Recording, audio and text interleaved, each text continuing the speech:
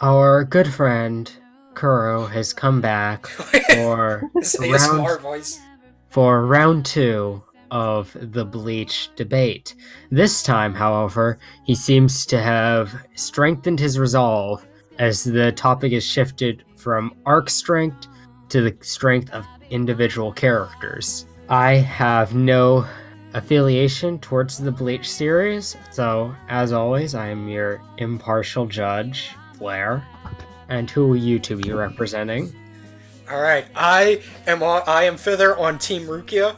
I am Captain Kuro representing Team Orihime Inoue, best Alright. foe of the Bleach series. My exposure to the Bleach series has been our previous debate, a couple of the Shonen Jump crossover games, and a single Bleach banner in Puzzles and Dragons, where I was unable to pull Rukia, but I was successful at pulling Orihime.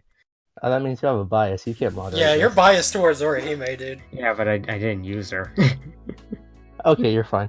I'm going to flip a coin here, and if it's on heads, then there will be getting the opening statement, and if it's tails, then Kuro will receive the opening statement. Sick. Heads.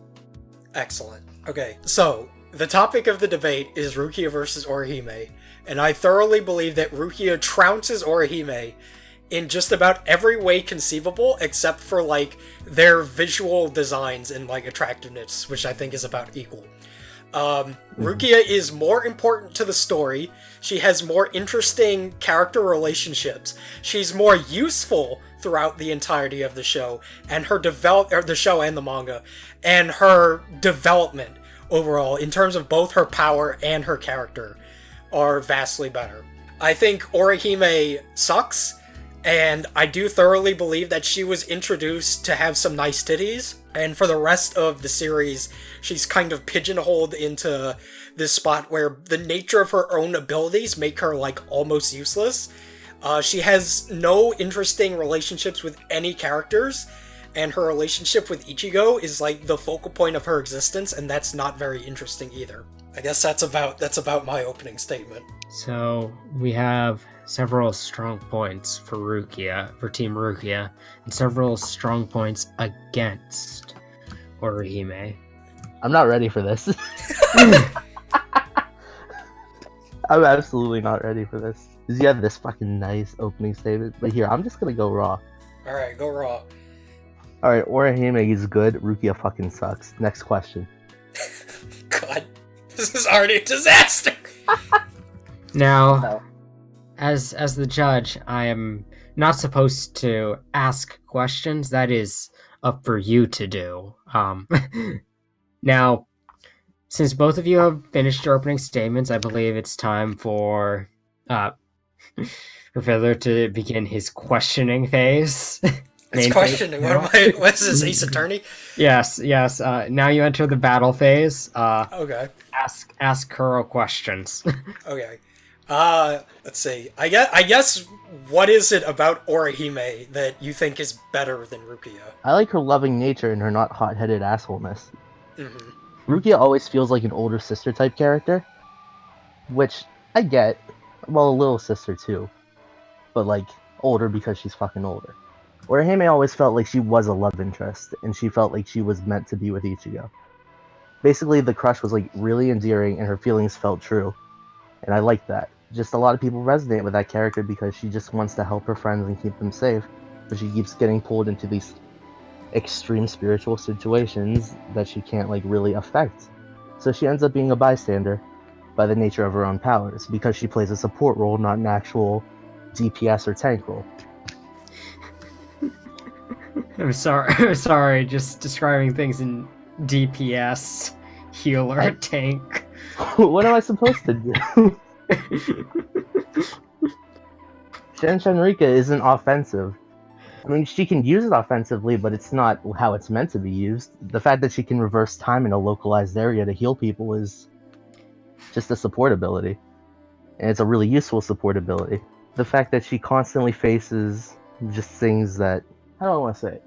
The fact that she has to, like, constantly stare down, like, the fucking Arrancar and Espada throughout the entirety of the series Well, where they're available. And then fucking Fullbringer, she doesn't do much, and then in goddamn 1,000-Year Blood War, she doesn't do much. But that's mainly because Kubo forgets a lot about things. We can agree to that. Kubo ends up like introducing a bunch of things and then dropping them when he doesn't care about them anymore. Yeah, I mean, pretty much. Yeah. You've mentioned something that was just universal about shonen. Yeah. Well, Kubo to like another degree. Is there any shonen writer who has a flawless memory? No. There is Nice. none that I know of. Kubo is a problem though, because then he'll come up with like he'll give like people all this BS like fucking Yuha. And I'm pronouncing it Yuha because I don't fucking That's know how I say it too. pronounce that shit. Oh, the spoilers by the way. He steals Yamamoto's Bankai and then doesn't do shit with it. He gains power, the Soul King still fucking dies. I don't know. There's just a lot of shit that like you can't really judge where Hime's like you have to judge her for like where she's available, not like where she isn't available. Because it's all just like that's how shonen works. If you forget about somebody or if you don't write about somebody, you can't really judge them for what they do. She is a bystander, but she does fill a point. All So right, she's you not bring up a very strong useless. point. Now, it is time for it's now Kuro's battle phase. Okay. You may now question Fither. Okay, where does Rukia's strength come from? Because holy shit, how did she get one-shotted by a no-name hollow in episode 1? Okay, so I have two answers for this question. The first is, like, the narrative bullshit. Like, she kind of needs to get her ass kicked for Ichigo to get, like, tangled up in this situation. Like, that's honestly the most realistic answer, is that the only reason why it happened is because the story has to happen that way. It needed to happen. Yeah, it need like story-wise, it doesn't work unless Rukia fucks up in some way. And the in-universe explanation is that Rukia really isn't that strong. I think you're like overestimating like how powerful she is in comparison to that hollow. Because even like the weakest shit garbage hollows are still like building level things. Like a weak shit hollow will just demolish a building. So Rukia is not that strong. She's just like a rank and file Shinigami that's you know, she's just patrolling that particular section of Karakura Town.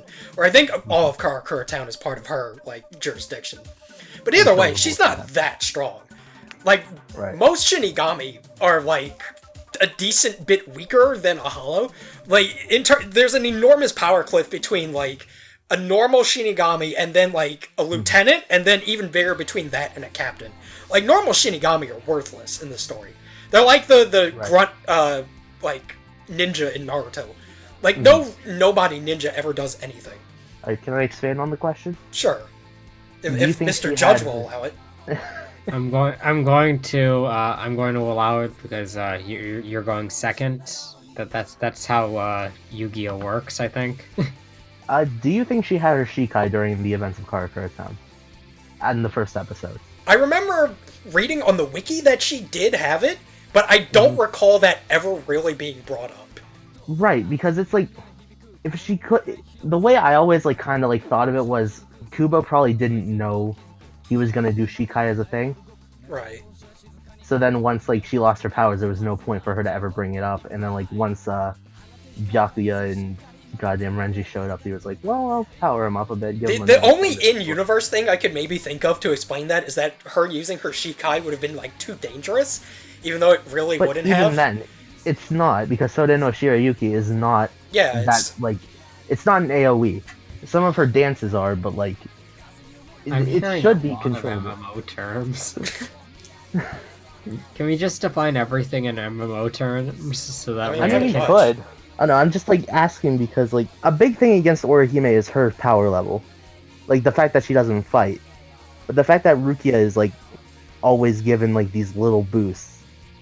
Like, she goes to the Squad Zero Palace with Ichigo and Byakuya and Renji. Like, she just gets a power-up. I have a problem with the whole, like, Squad Zero thing as a whole, but it didn't feel earned. Like, her Bankai didn't feel like she worked towards it. And that's mainly my power, is, like, a lot of people will hype her up and talk about how she's so, like, she's stronger than Orihime, and she can handle herself better, when, like, you kind of can't class the two in the same thing. Do you mind if I make a counter statement to that? Sure.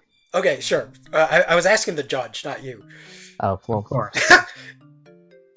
course, it's Okay, sure. we're currently in main phase 2. Okay, sure. Okay, so I very much disagree with that notion for a couple of reasons.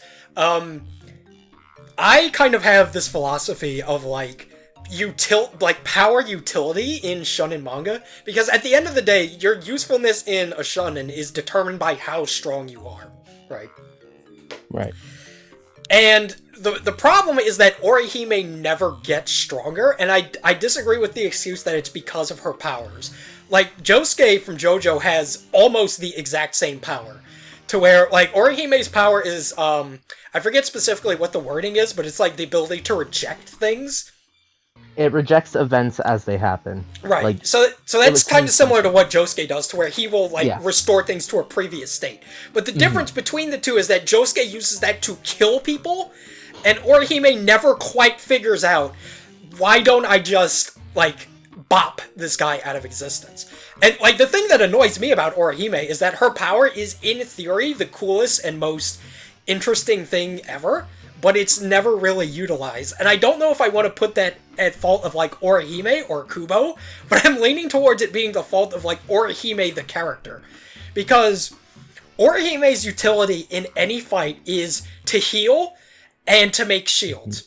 The problem with healing in Bleach is that it's borderline useless. There is an entire squadron of hundreds and hundreds of dedicated healers in the Soul Society that can do her job not quite as well, but they can still do it. And Bleach is a series where grievous injuries really don't matter that much. People lose their arms, like, constantly, and they just kind of come back. So, like, the damage output in Bleach is so high, it's very different from, like, I'll bring up JoJo again, where, like, a Josuke heal on somebody will literally mean the difference between winning and losing a fight. I cannot think of a single situation in Bleach where an Orihime heal would have come in, like, really, really clutch. Within the scope of what she's capable of, I mean. Okay, you said something interesting there. Can I counter back? Absolutely. Of course. Alright. You said it was like, you couldn't tell if it was the fault of Kubo or Orihime the character. I think it's a little bit of both. I think it's because Kubo didn't know how to write the ability offensively, but I also think that Orihime wouldn't like using her ability offensively. Because throughout the series, including like during the Grimmjow and Ukiura fights, she doesn't want Ichigo to get hurt. She doesn't want to hurt people, she just wants to help people. That's a big part of her character for me, where she's a nurturing, like, motherly character who wants to help everybody, and she doesn't want to deal pain. She doesn't want to make people feel that. So it's a self-restraint more so than anything. If she could absolutely figure out a way to use it offensively, but she doesn't, because that's not who she is. All right. As we reach the end phase of turn 1 of this duel, of this speed duel debate. Debate duel. That's a new duel format. Yeah. I would like to offer a point as you move. I would like to make a statement as we move forward. The overall power level of a shonen series waifu is not as relevant as you think when comparing characters. People like Videl and Android 18 relatively equally, even though one of them is doing much more than the other. And is capable of doing much more than the other. It's how they are written, how they act, that makes people like, yeah, that's the one that I like. So some people like Chi-Chi, some people like Bulma. Some people like Bra, and they don't realize how young Bra is. Is that am I like the only one who realizes realizes how young Bra is in Dragon Ball GT? Bra is younger than Isn't she like 12? Yeah, but they draw her like she's just like one of the like she's supposed to be Videl's age or something. But she's like 11. Oh, that's not good. She's in like 5th grade and she's already dressing like a thought. So point I'm trying to make is as we move on to turn 2, try to move the focus towards the characters themselves, and also don't fuck Bra. I'm not gonna. I'm not All right. gonna do that. But All yeah, right. I think we got most of the power stuff out of the way in the first part, in turn 1. Yes. Pretty much. Like, I still have things I want to talk about that are like tangentially related to their powers, but that has more to do with like development. Right. As you move on to turn number 2, I give the floor to Fither. All right, excellent. So I'll start by talking about the relationships that both of these girls have with Ichigo. I think that Orihime's relationship with Ichigo is very, very one-sided and doesn't feel like a natural relationship that two people would have. Like, I will always hold the belief that Orihime was created to be somebody that likes Ichigo, and that was pretty much all she ever was. Whereas Rukia and Ichigo have a much, much more interesting relationship, where they feel more like actual friends that kind of, like, dig on each other a little bit, and there might be a little bit of romantic tension between the two, but they're also like co-workers and they're partners, and they kind of get the same struggle of being a Shinigami. Whereas Orihime and Ichigo do fight. I say fight loosely because Orihime doesn't really fight, but they take place in this. They have the same sort of battles, They take. but but it never quite feels like there's a companionship between the two, just because like the nature of her powers makes it so that she's always a liability rather than somebody that's kind of like worthy of Ichigo's respect, so to speak. And Ichigo's not really the kind of guy to be like, oh, your power matters. But I just don't feel like the two can ever be kind of on the same page about like the battles that they're having. And I just think that like Rukia and Ichigo have a much cuter dynamic than Orihime and Ichigo. And I think like Orihime is like kind of creepy about how into Ichigo she is. I feel like there's very little substance to her other than she's motherly and she's caring. Like, she has a few quirks about her, but it's hard not to argue that the focal point of her being is I like Ichigo, whereas Rukia has a lot more going on. No, I agree with that. The way that Bleach is written, most of the character development comes through the fights. And because Orihime doesn't really fight, she doesn't get as much development as someone like Rukia or Renji or any of the other side characters who progress during the series. So you have to consider her a little bit differently. And also, you said the professional relationship. Well, she doesn't have a professional relationship with Ichigo in the same way. Well, I mean, like a working relationship. Yeah, because they do the same thing. Right. Well, she never had like a reason to like develop that with him because she couldn't really fight the Hollows, at least not in the same way. So she had to use her ability in a different way. And I get what you mean when you say creepy. That scene where she gets to say goodbye to one person when Ukiura like comes and talks to her in the what's it called, the fucking spirit hallway. This the Dangai or yeah, the Garganta. I don't fucking remember. They go through the Hollow go through the Garganta. Yeah, the Hollows do like the brick squares that open up into a mouth, and then fucking Shinigami have their fancy ass doors with the hell butterflies or whatever they're called. But yeah, that scene was creepy, and I get what you mean with like the one-sidedness of the relationship. A lot of it is like Orihime like kind of pining after Ichigo, and like sometimes she goes a bit too far, but she is always trying to help and she's trying to be there, even though in a lot of situations she really can't assist until someone is injured. And I feel like that's a major point where that she's always trying. And she's always trying to improve even though her abilities don't let her intervene that much. She attempts to be there for the characters when they're in trouble, when they're in danger. And to be completely fair, she lasted longer against Yami than fucking Chad did. So, there's also that. Yeah, the dynamic between Rukia and Ichigo, I also like that. But the way I always read it was, like I said earlier, a brother and sister type thing. I never really got the romantic air coming from it. And I see where people did, but I never felt that person when I was reading or watching. And the relationship between Orihime and Ichigo always seemed like Ichigo was, it seemed more like Ichigo was oblivious than anything else because, you know, dense shonen protagonist. That's just how you write them. I don't think it's anything too out of the ordinary from a crush perspective. And over the course of the series, you get a couple nice scenes with Ichigo and Orihime, like slowly developing them out into like what would be the canon relationship at the end of the series. All right, we enter our second battle phase. Fither, you may ask the questions. Okay. So I have a bit that I want to talk about. So what is it about Orihime's development that you like? The fact that she can't participate and like develop in the normal way as like the other characters. Because, like I said, how Kubo writes it is the development is the fight. But what I like is how she can't do that. She can't do that in the same way as everyone else. So she has to find her own way. She has to find her own way and be on her own, which is also kind of relates back to her story after her brother died. She lives on her own and she takes care of herself, but she's also always looking out for everyone else. So she really can't develop.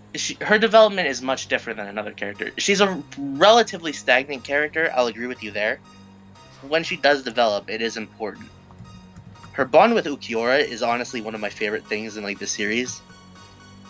Actually making the Hollow, who completely represents nihilism and nothingness, miss her. He acknowledges he's going to miss her as he fades out of existence. And that changes her. Not much, but the fact that she watches someone who she did spend a decent bit of time with during the Hueco Mundo arc, and someone who she watched battle against the person she cared about the most, Ichigo, the fact that she still felt something when she saw him disappear, even though he was a massive asshole to her, it kind of just shows the type of person she is, and just how sweet and actually caring she is. Because it's easy to just sit here and say, oh yeah, she cares about everybody. But it's something completely different when you see her like be almost on the verge of tears when Ukiura is dying. And because that's generally where she stops having a necessary stake in the fights, that's kind of where her like proper development ends and her proper exploration of her character. And then she does become pretty much a plot point during the Fullbringer and the or she isn't much of a plot point during the Fullbringer and Thousand Year Blood War. All right, now Kuro, it is time for your battle phase. Ask the questions. What fight do you think gave Rukia the most development? I think fight? it was which fight? I think it was her versus Aronero. Yeah, I was gonna say I personally think it's her versus Aronero, but I also like her versus Osnote. Is there anything more to the question, or nothing? Can you elaborate for the audience, like what was good about her development in comparison to Orihime's? Okay, so Rukia has an entire character journey that starts with her being just a normal rank and file Shinigami to somebody that has virtually no powers and has to learn how to kind of adjust to being like a mentor of sorts, to being held prisoner, to being a lieutenant with actual power and authority, to at the very end of the series, after hundreds and hundreds of chapters, ending at like the highest position she can possibly be at as a captain. So I think her character journey is really good. Rukia, like, to me, Rukia almost is Bleach more than Ichigo is, because one of the first things that Kubo ever drew was he wanted to draw a Shinigami in a kimono, so he drew Rukia. And that's just like a nice fluff statement, but to me, it's like, that shows to me that Rukia almost is what the story is based on, other than Ichigo. Because the entirety of the Soul Society arc, which is, like most people would argue, is the best arc in Bleach, is basically centered around Rukia and what these characters learn from her and their relationship to her, all trying to save her. And not only that, but there's characters in the Soul Society that know who Rukia is, that care about her, and that are willing to defy the laws and the conventions of this brutal society just to try and save her. And her utility, I know you don't like us talking about power, but her utility in the story remains consistent throughout the entirety of it. Whereas Orihime falls off really, really hard, Rukia still manages to defeat people. She still manages to constantly grow in power and be of actual tangible use to the group. And she ends it like wiser, stronger, and just like a better person. Whereas I don't feel like there's any real difference between Orihime at the start and Orihime at the very end. Other than maybe she's a little bit more willing to, like, fight for her friends and, like, stand up for herself. Alright, and now we enter main phase 2, which I'm going to say this will be the last phase of the debate. Fither, the floor is yours. Okay. Let's see. What benefit do you think Orihime adds to the story? You're asking me or him? No, I'm not asking you. I'm asking Kuro. I think she provides a human aspect because she gives like almost like a vessel for some like that you can emphasize with. Because if you were in the world of Bleach, chances are you aren't a Fullbringer. No, you definitely aren't a Fullbringer. You definitely aren't a Shinigami. You definitely aren't a Hollow. You definitely aren't a Quincy. You're just an average person who's kind of there, and you're on the sidelines watching. And you're watching these people that you care about clash again and again, injuring themselves. And Orihime is like the perfect vessel to like watch the story through. And she is, in a sense, at least partially, a representation of the people on the side who want the heroes to win. Anything else you want to ask or say? I'm good with my question there. All right. Now, Kuro, do you have anything else you want to say or ask? I want you to like with the Rukia and Ichigo pairing. I want you to explain why you think that's more valid than not Rukia, Orihime and Ichigo. Okay. So the great irony of all this is I'm not even really that much of an Ichigo Rukia shipper. Like it's pointless to argue shipping anyways because Orihime already won. Like she had a kid with Ichigo. Yeah. So that's like a pointless argument. But to me, I think they would make a better couple because there's more to their relationship than just the lovey-dovey, like pretty one-sidedness. Right. Like to me, at least, I would rather have somebody that I can kind of respect and we can kind of take jabs at each other. And we're more like bros of the opposite gender, rather than this dynamic that Ichigo has, where they're friends, but it does feel like it's very different from like what he has with like Rukia or Renji or like Uryu or any of them. And she's kind of the odd woman out of all of his friends because Right. I've never quite gotten the feeling that they would be friends if it wasn't for Kubo kind of making them be friends, if that makes sense. Their relationship to me has always felt like Orihime likes Ichigo, and that is the extent of her character, and Ichigo wants to protect her. Whereas, like, Ichigo wants to protect Rukia, but like, you could just as easily see Rukia, like, starting a rescue mission to go save Ichigo and succeeding.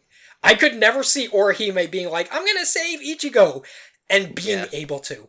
And that is a problem with her powers. Like, I kind of wish I could talk about her powers a little bit more. But, like, the kind of person Orihime is, I just don't like the relationship she has with Ichigo. It feels very one-sided. And them getting together feels more out of, like, this weird, like, shonen writing obligation that I think some authors feel to where if a female character likes the male main character, then they have to get together. Like, it doesn't matter why. Like, Sakura and Sasuke in Naruto had no chemistry, but they still got together. Why? Probably just because Sakura liked Sasuke. And I was actually watching Bount the other night. Did they actually though? What, Sasuke and Sakura? Yeah, I thought the entire thing with the Sarada arc was like, oh, they actually didn't. No, they did. I mean, I'm not sure if they're married or not, but they are most certainly in a relationship. But the thing was like, is Sakura Sarada's real mom? What? That was... What? Yeah, that's an arc. That's a real arc in Bount. Yeah, you were saying? Yeah, I mean, that's about all I wanted to say. I just think that Rukia and Ichigo have a more interesting relationship. They feel more like friends than like how do I put this? Like arbitrary characters that are meant to love each other. They have a more interesting relationship. I feel like they're actual friends and comrades, whereas him and Orihime just feel like these weird lovebirds that don't have any real chemistry. So now I have my notes here. I have a lot more notes here than the initial Bleach debate, That's and a lot more of Kuro sticking to his beliefs. That's good. But I also have quite a bit of Kuro conceding. I mean, Which I admit Rukia is a good character. I would never say she isn't. Yeah. In a lot of ways, she does fulfill like the Naruto thing of like progression. Like you go from a nobody to like somebody who's competing on equal footing as like everyone else in the village or all the other kids, and then in Shippuden you get accepted by the community after the pain arc, and then he becomes the Hokage at the end of the series. Rukia follows that. A little bit more damsel in distress type at the very beginning, but she comes back from that and she proves herself. Mhm. I would never say Rukia is a bad character, but the main thing is she isn't like waifu material for me. Mhm. Just because I respect Nick's taste in like wanting a girl who's like kind of like a bro. That's not really what I'm into. I like someone who's like caring that I can be lovey-dovey with, and just Orihime fits that bill way better than I could with Rukia. Yeah, I- basically the perspective what I've come to by the end of this is Orihime is a more conventional, like, here's Yukiko wearing a kimono, conventional Right. waifu type, whereas Rukia is more like an on.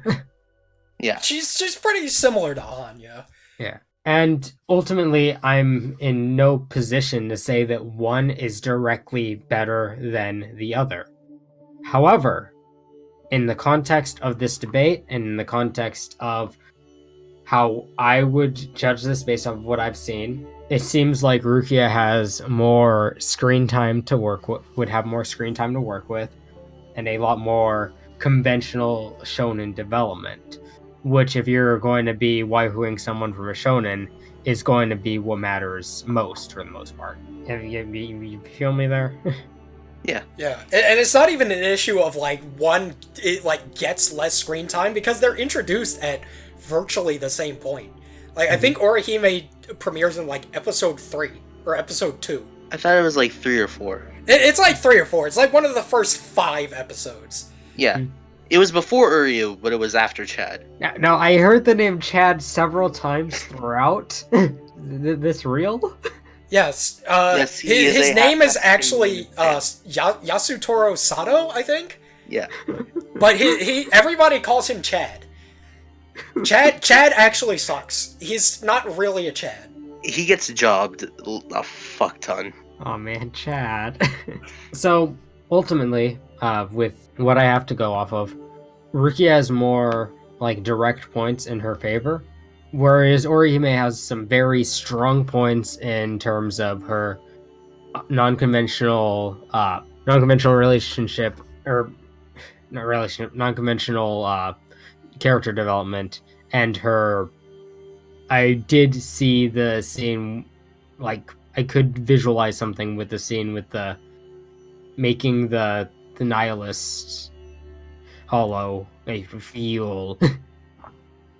I think there's something going on there. It's close, but I'm gonna give it to Rukia Hell yeah.